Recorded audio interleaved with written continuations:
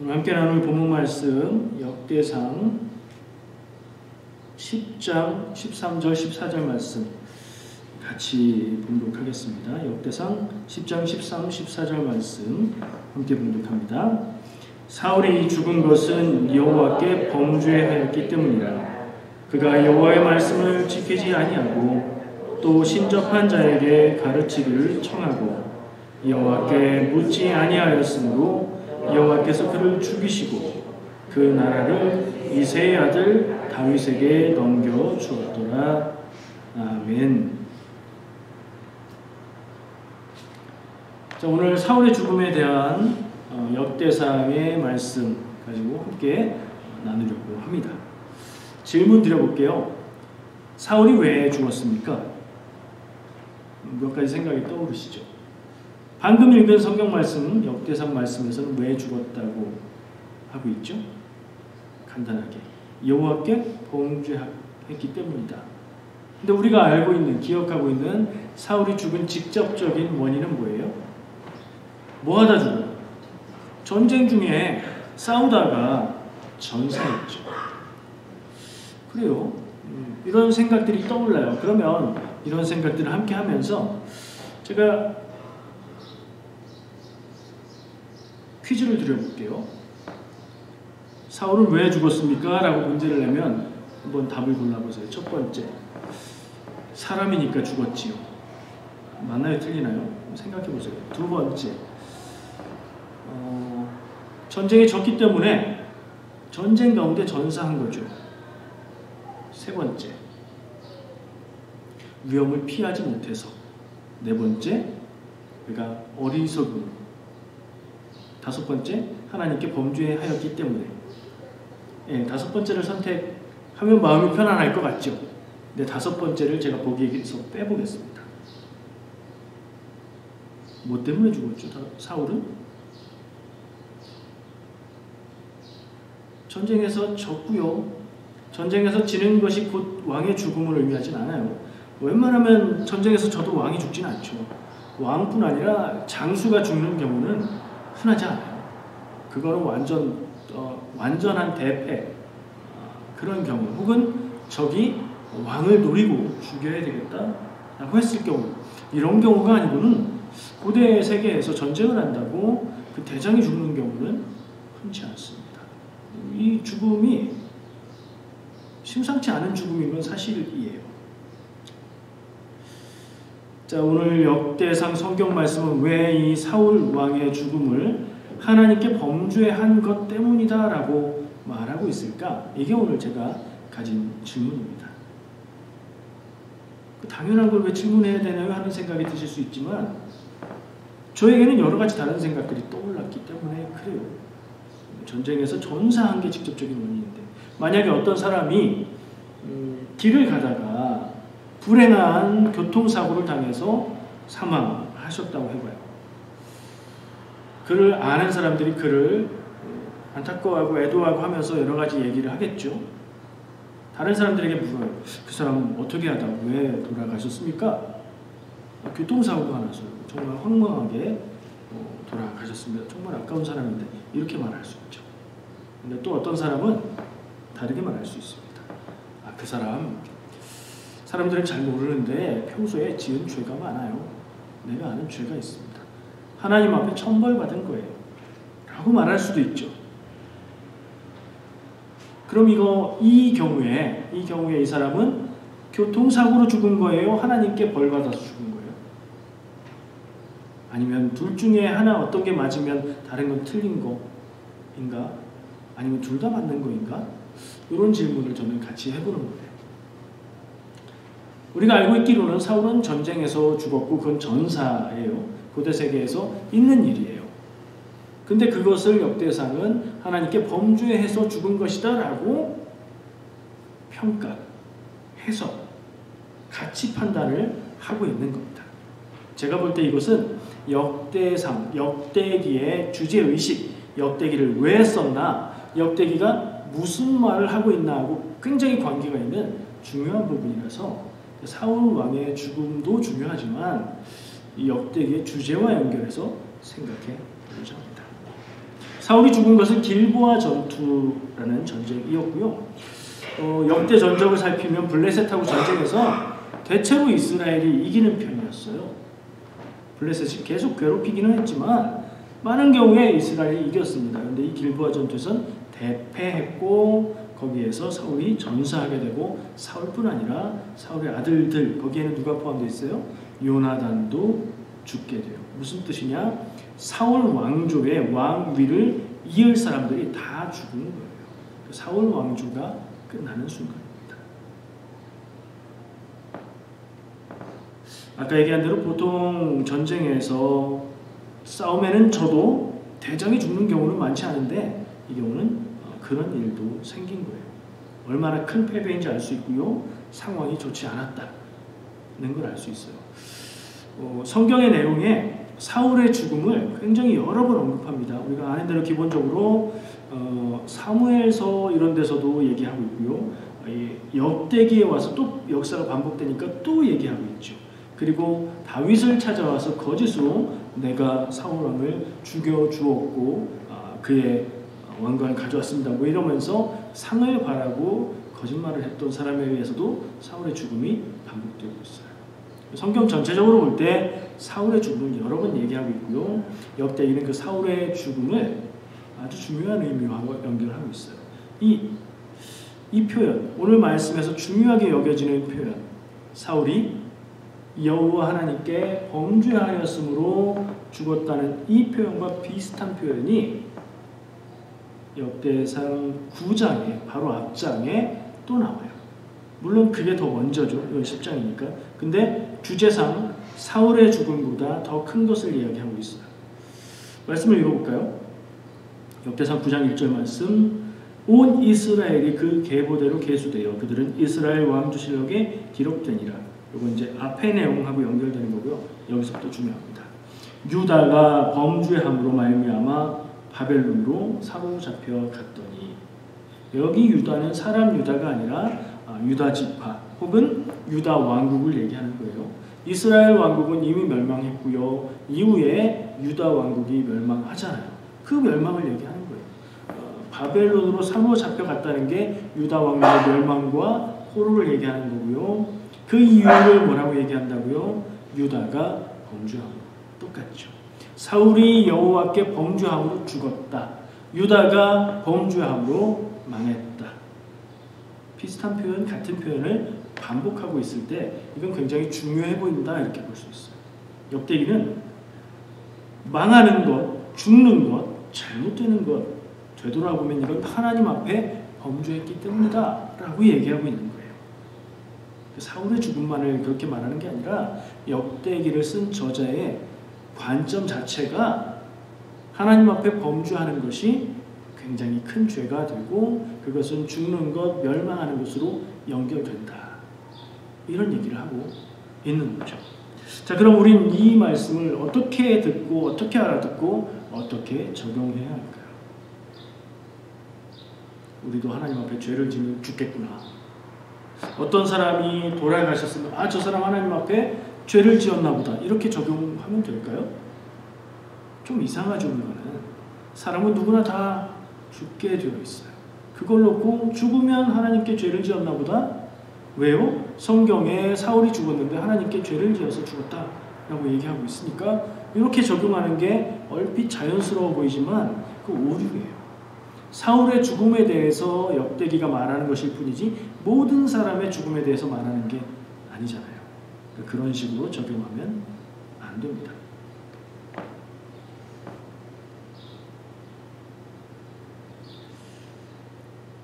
유다도 범죄함으로 멸망했고 사울도 범죄함으로 죽었고 얼핏 이 두 가지를 연결해서 생각할 때 하나님 앞에 범죄하는 것이 우리가 잘못되는 일들의 원인이다 라고 결론 내리기가 쉬워요. 근데 이건 논리적인 오류입니다. 관점을 생각해야 돼요. 역대기가 언제 쓰여졌을까 시점을 생각해보면 역대기의 내용을 볼 때 유다의 멸망을 다루고 있거든요. 유다가 멸망한 후에 쓴 거예요. 적어도 멸망하고 포로기를 지내고 다시 돌아왔을 때 쓴 것으로 보여요. 내용과 주제를 생각해 볼 때요.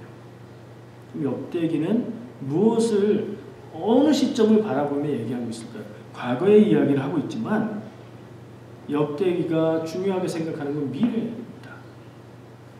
하나님의 백성 유다가 이제 멸망과 포로기에서 회복되었는데 이제 어떻게 해야 될 것인가?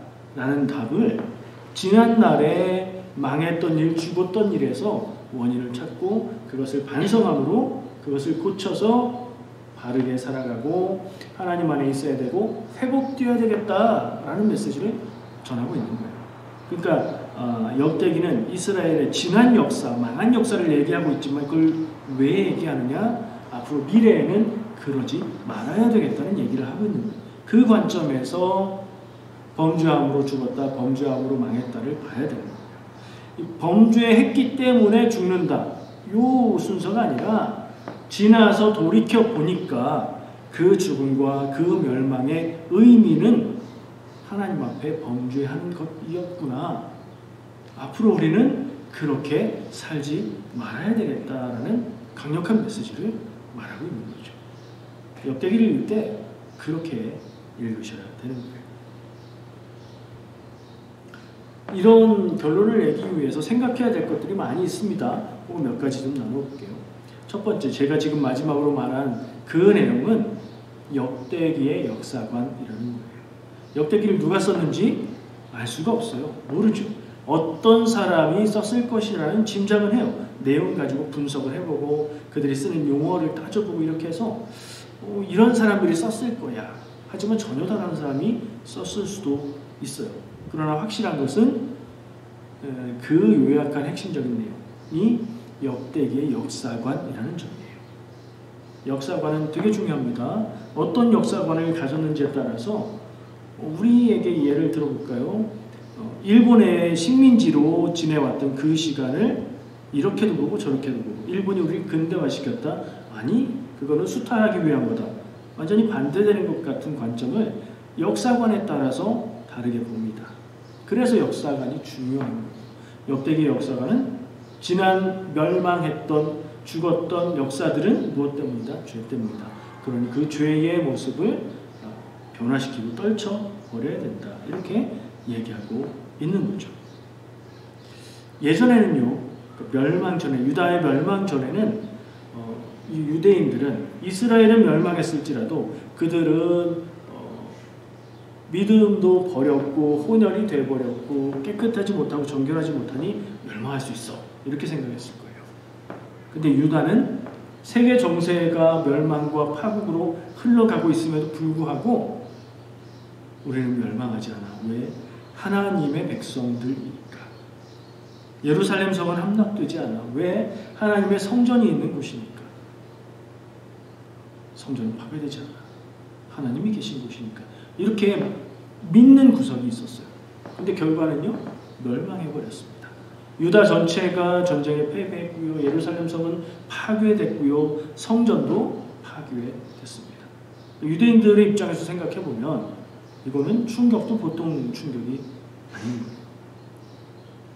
그 당시 그 유다의 지식인들, 권력자들, 양심 있는 정말 굳은 신앙인들이 보기에 이 상황을 어떻게 받아들여야 할까가 정말 큰 숙제였을 거예요.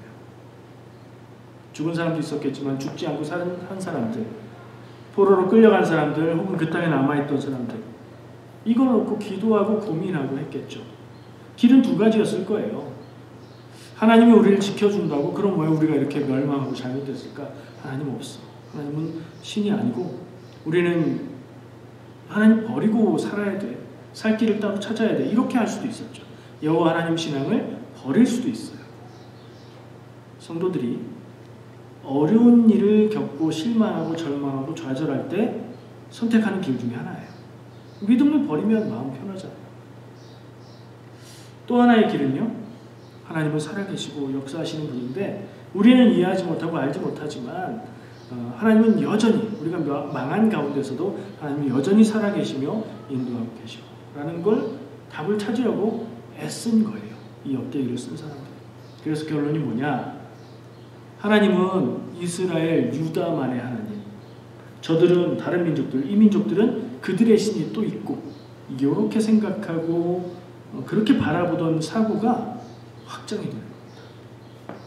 하나님은 온 세상의 하나님이시고 하나님 한 분만이 유일한 참 신, 절대자, 창조주, 섭리하시는 분이고 우리가 죄를 짓고 잘못되었기 때문에 우리를 새롭게 하시려고 멸망과 죽음과 파멸을 주셨지만 우리가 새로워질 때 우리를 다시 회복시키실 것이다. 얘기가 그렇게 달라지는 거예요. 관점을 바꾸면 얘기가 달라지고 얘기가 달라지면 희망이 없는 상황에서 희망이 생겨나는 거죠. 역대기가 말하는 건 유다를 향한 하나님의 사랑은 여전하다. 그 희망을 발견하고 그 길을 가려고 그 답을 찾았던 겁니다. 그런 관점에서 되돌아볼 때 사울이 죽은 것은 하나님 앞에 범죄함으로 그가 죽었고 그의 왕조도 사라진 거다. 그리고 새로운 다윗의 왕조가 세워졌다.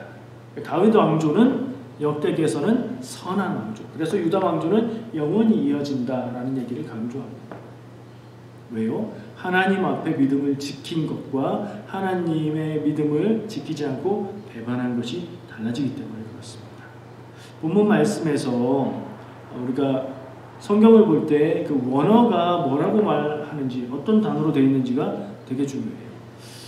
어떤 부분은 그냥 우리가 한글로 번역된 것만 읽고 이해해도 충분한 경우가 있는데 어떤 경우에는 우리말로 된 번역만 가지고 생각하다가는 조금 샛길로 새는 경우가 생길 수도 있기 때문이에요. 그래서 이 말씀을 좀 더 보려고 원어를 찾아봤어요. 구약성경이니까 히브리어죠. 히브리어. 범죄의 의미가 뭔가 찾아봤어요. 여호와께 범죄했다. 하나님 앞에 범죄가 뭘까? 죄 짓는 거겠지, 나쁜 짓 하는 거겠지 라고 생각하겠지만 좀 막연하죠. 사울이 하나님 앞에 범죄해서 죽었다. 떠오르는 몇 장면들은 있는데 꼭 집어서 무슨 말일까? 말씀을 일단 볼게요. 말씀은 구체적으로 뭐라고 얘기하냐면요. 여호와께 범죄한 것의 내용을 여호와의 말씀을 지키지 않았다. 그렇죠. 사울이 사무엘이 전하고 있는, 제시하고 있는 하나님의 길을 따르지 않은 점들이 있어요. 신접한 자에게 가르치기를 청했다.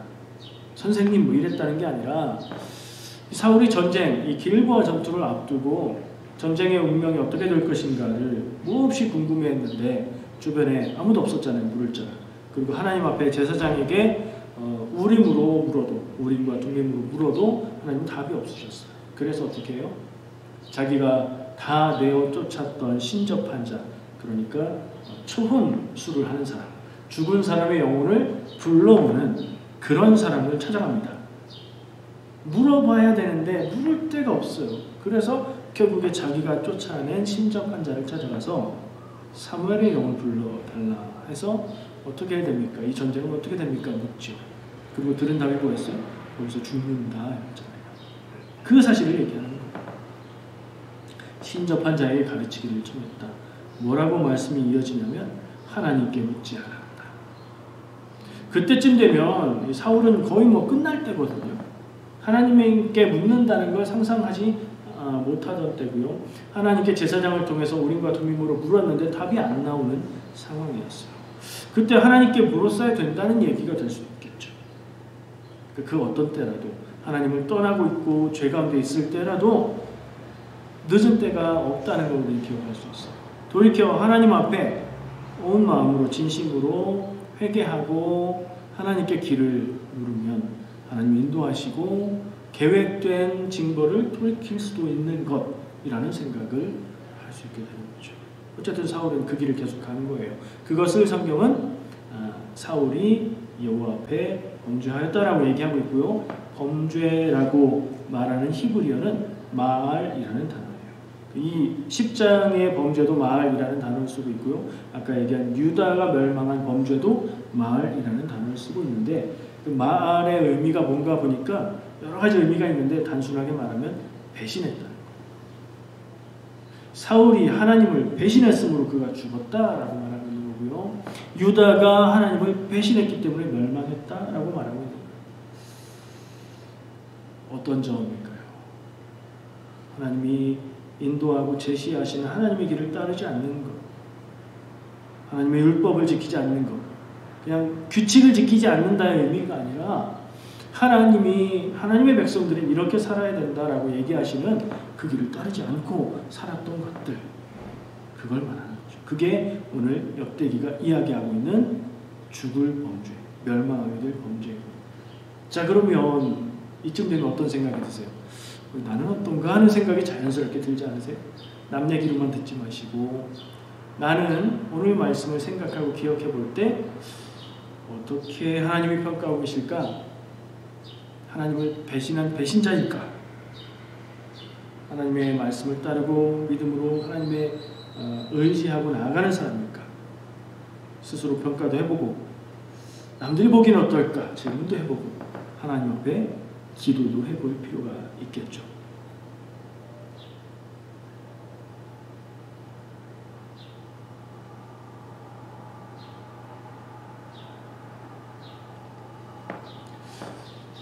우리의 삶이 하나님을 배신하지 않는 삶이기를 간절히 바랍니다. 그건 어떤 삶일까요? 유다 사람들은, 사울은 어떻게 했길래 그걸 배신이라고 말하는 단어를 써서 범죄라고 말하고 있을까요? 유다 사람들이 하나님 앞에 제사하고 하나님 믿기를 거부하고 우상을 섬겼을까요? 우상 숭배한 내용들이 나오는데 그렇지 않아요. 그들이 하나님 앞에도 제사하고 우상에게도 제사하고 하나님도 섬기고 우상도 섬기고, 마치 우리가 교회에 나와서 예배도 하고 신앙생활도 열심히 하면서 그러다가 마음이 찜찜하면 전보로도 가고, 어떤 분이 실제로 며칠 전에 그런 얘기 하더라고요. 답답한 일이 있어서 기도할 일이 있는데 대화하다 보니까 전보로 갈까 하는 얘기를 하더라. 그래서 마음이 솔깃했었다. 그런 얘기를 하더라고요. 충분히 이해가 됩니다. 전보로 가면 시원하게 대답을 해주잖아요. 근데 교회에서 그렇게 시원한 답을 해주는 경우는 이단이라고 생각하시면 돼요. 인생이 그렇게 시원하게 답 나오는 경우가 흔치 않습니다.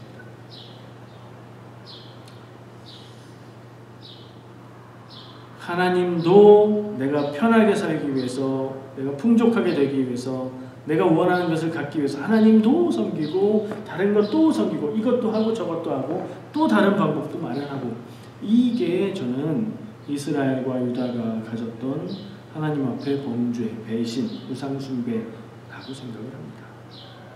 내 삶에 그런 거 있는가? 나 교회 다니지요. 기도도 하죠. 예배도 하고요. 근데 다른 것도 하고 있는가? 마음이 흔들리지는 않는가? 생각을 해봐야 될 필요가 있습니다. 성경은 그걸 배신이라고 얘기한다라고 우리가 생각할 때 내 삶에 배신의 부분이 한 조각이라도 있는가? 있겠죠. 한 조각이라도는. 우리 마음이 흔들릴 때도 있고 연약해질 때도 있으니까요. 완전 무결해야 한다, 그 얘기는 아니에요. 그러나 오늘 이 말씀을 통해서 내 삶을 좀 거울에 비춰보고, 내가 거울에 안 비춰보고 내 모습을 모르잖아요. 나는 세수했으니까 깨끗하겠지. 근데 뭐가 묻어 있을 수 있잖아요. 거울을 보고 발견하기를 바랍니다. 그리고 발견되었으면 얼굴에 묻은 티를 떼어내듯이 내 삶의 그런 부분, 배신이 될 수 있는 부분, 우상숭배가 될 수 있는 부분을 지워내고 닦아내고 제거하는 그런 신앙의 삶이 되시기를 축복합니다. 그런 삶 가운데 하나님 함께 하시고 그런 삶이 복된 삶인 줄 믿습니다. 기도하겠습니다. 주님 감사합니다. 사울의 죽음을 역대기는 하나님을 배신함으로 죽었다라고 말합니다. 주여, 우리는 하나님 앞에 어려운 가운데서도 신의를 지킴으로 배신하지 않음으로 구원받았다라는 평가를 듣기 원합니다. 주여, 우리 인생을 붙잡아 주시고 우리가 연약하여질 때 강하게 인도하여 주시옵소서. 예수님의 이름으로 기도합니다. 아멘.